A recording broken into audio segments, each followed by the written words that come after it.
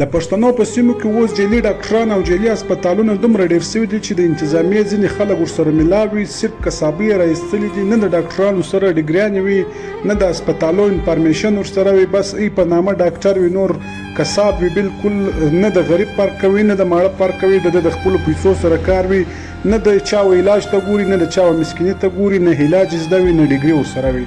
په خروټ آباد په کوټه کې منظور شو کوي دغه منظور هسپتال دی چې په دې کې ناوړه واقعه پېښه شوې ده. یو زمانه د ماشوم بیماري یې درلوده چې د ماشوم د پیدا کېدو ټیم یې پرې د هسپتال کې راغلی ده. د هلک یې 50,000 روپۍ د اپریشن هم زمزمه کړي دي. دغه زنانه دغه ډاکټرانو وژلې ده، د دوی د لاپرواهي له وجې مړه ده.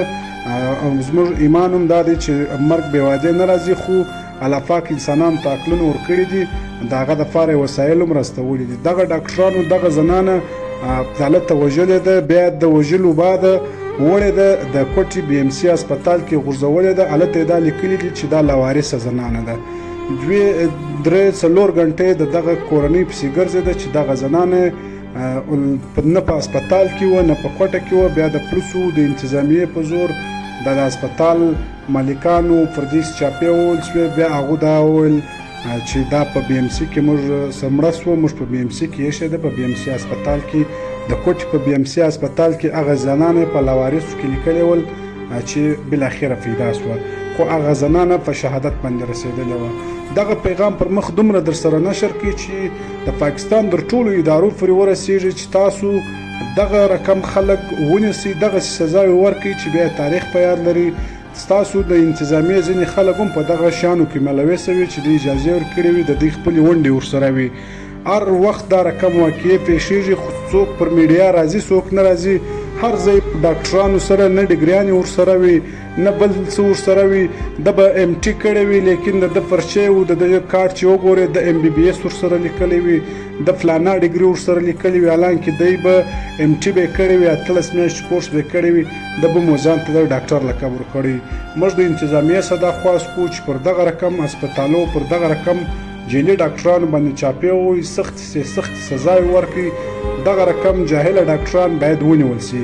دغه ویډیو پیغام پر مخ دومره در سره نشر کړي چې در ټولو ادارو پورې ورسېږي، او د معلوماتو دپاره زموږ سنګري نیوز هم در سره فالو کړي. څنګه یاست ملګرو؟ په خیر یاست؟ جوړ یاست؟ دغه منظور هسپتال یې په مرزو چوک پرون یې زنانه مړه کړې وه، په سیول کې غورځولې وه، او نن دا دې برته راغلي دي ځای سیلول برته خلاص کړي په زور 2 نمبر دوایانې وه، سامان یې ګرد جمویستی تواشه. اوس دا د احتجاج شروع دی، خاص مرزو چوک منظور هسپتال دی تواشه. دغه بودونه ډاکټران یې 2 نمبر ډاکټران کښېنولي دي، دا یې ګرده ګوره دا بورډ یې ګرده صفا کړی دی، نومان شان یې ګرده چینوټاو کړي دي.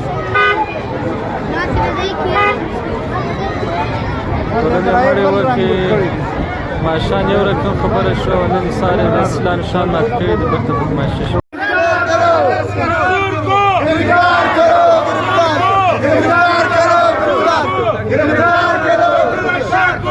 गिरफ्तार करो doctor Russia को, गिरफ्तार करो, गिरफ्तार करो।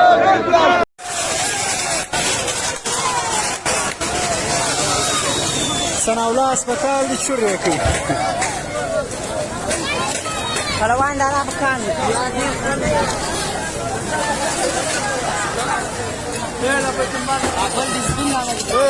that's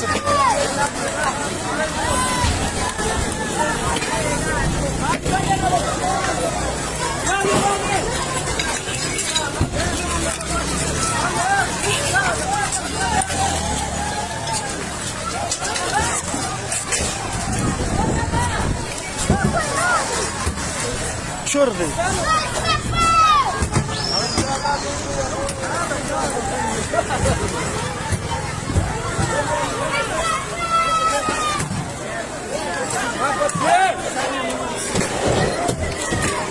सनाउल्लाह अस्पताल या चुके ऑक्सीजन डबा जिम्मेदार